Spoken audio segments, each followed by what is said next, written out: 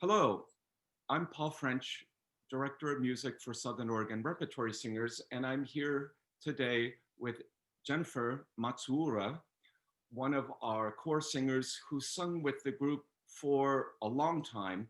Uh, and you've seen her on stage doing various things that we'll talk about, but I thought to get us going, Jen, can you just tell us a little bit about your music background and what brought you to Ashland and just sort of get us going? Sure.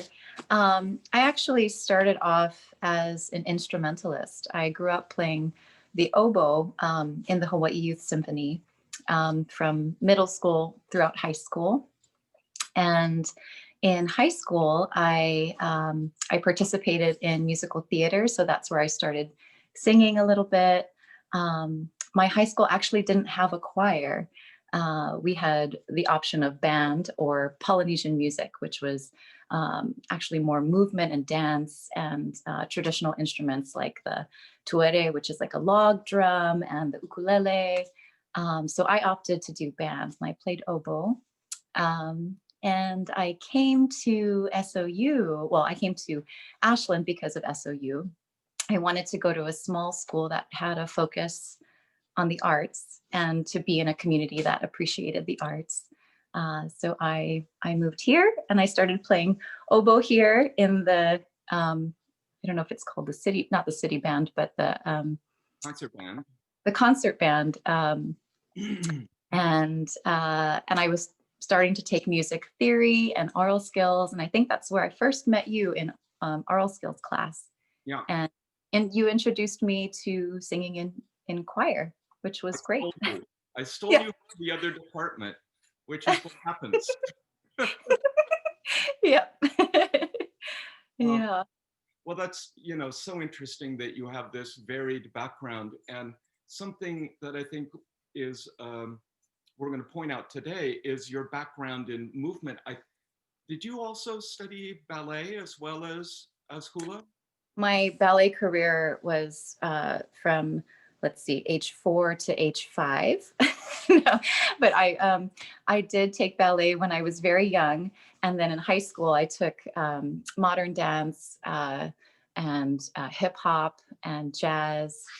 So I was in dance classes, and I also grew up dancing hula too in a halau, which is a school for hula. So, and our daughter Sophie has been in hula class here forever. And so, what I have observed is there's such a relationship between the gestures that you make with your hands Mhm. and musical lines. I mean, I, you would probably be a good conductor because what I try to do is to visually show the shape of the music. Uh, and that's what hula dancers do is they tell the story with their hands. And I think, honestly, I think it's the reason that you are so musical and you communicate so well is you have such a good idea of gesture. I think singing and playing music is a whole body experience. So yeah, watching you and your gestures when you're conducting is so helpful for me to understand your intention um, in what direction you want to take us. So yeah, I try to be helpful once a year. very helpful, Paul. Right, that's good. But conducting it, you try to be clear, and you also try to show the shape. And I think good conductors learn how to do both. But I'm struck because I'm teaching young singers all the time, and for me, as now I've been doing this several hundred years. It comes down to sounds, the sounds that you make and the shapes that you make. And the Mhm. sounds are very hard.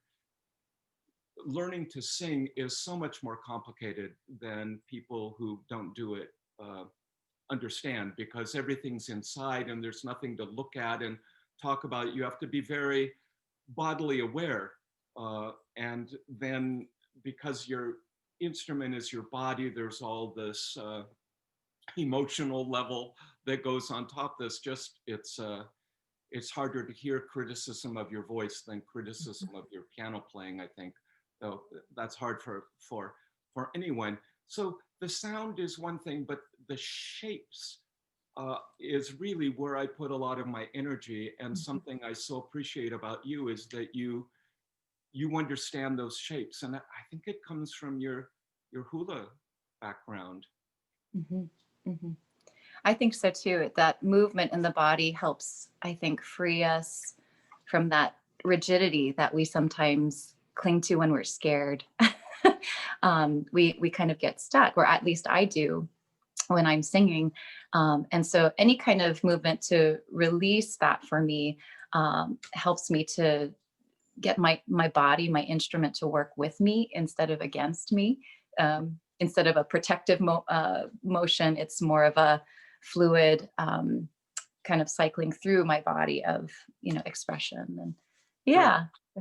Well, it's so, I mean, the lines have an implied movement, and the Mhm. voice has to move, or else, if you brace for impact, then this doesn't come out. And singing should be this. Yeah. Our instinct sometimes when it gets high or hard is to is to brace. And so, you know, I was struck a number of years ago. There was a high school choir who, when they performed, of course, they memorized all their music. When they performed, they made the gestures of the lines, uh, and it caused quite a stir. And a lot of people reacted, "Oh, it's so distracting." But for me, I thought it was so beautiful uh, that you could see the line, and I thought, well, how could conductors think that's bad? That's what we do. Mhm. Mhm. You're actually seeing the movement of the voice coming out through the body, and yeah. Yeah. Yeah. Well, so having said all of that, there's this old gospel song, "Bring Me Little Water, Sylvie," that the a group of women performed, and believe me, I am not a dancer. So I put Jen in charge basically of this group, and I thought they did a spectacular job. And it was a big hit when we sang it. And I think it's just fun. And if you watch Jen, and she's just so comfortable with her body, maybe a next lifetime for me, I don't know. Uh, and the other piece I wanted to present today was Jodi's Pilgrim's Blessing, just because I continue to feel at this time of so much anger and uncertainty. And it feels like we're all pilgrims moving forward. And Jen is one of the featured singers. And Jen, I know you know this, but Jodi uh, writes for your voice all the time, which just, I mean, that must feel pretty special. Very special. I feel so honored and lucky that we have Jody. Um, I mean, she's extremely talented musically, but as a person, she really sees people. And I think when she says, she writes for us, she doesn't just write for our voice, but she writes for the intention that we bring to the world. I think that she sees.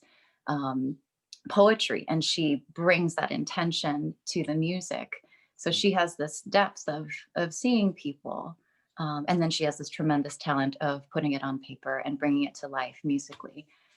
So I feel incredibly lucky that we have Jody. And you see that intention in part because of your other professional training as a therapist, where you look at people and you have to Hmm. read a lot of Hmm. nonverbal cues. Hmm. Hmm. Yeah.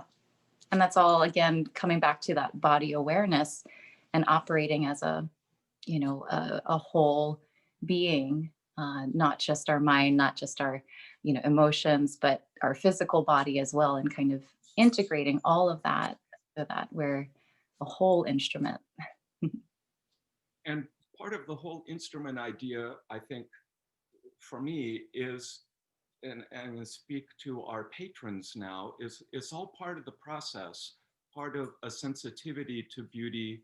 We need we need the audience to understand and appreciate that, and we all find our own way to try to make the world more beautiful. The Mhm. singers, most of whom, well, just about all of whom are doing other things and Mhm. finding a way to bring art into their lives, and our patrons, who we so appreciate, who are finding a way to bring art and beauty into their lives and into our community.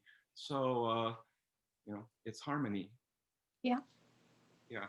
Well, uh, this was fun, and to chat a little bit about you. And we're so grateful that you're here in Ashland. It's hard for young people to find a way to earn a living here, and boy, it's a national day of celebration when people like you find a way to stay in the community and help us explore beauty. And I hope that you'll all enjoy these two pieces, both of which, in different ways, feature two sides of Jen.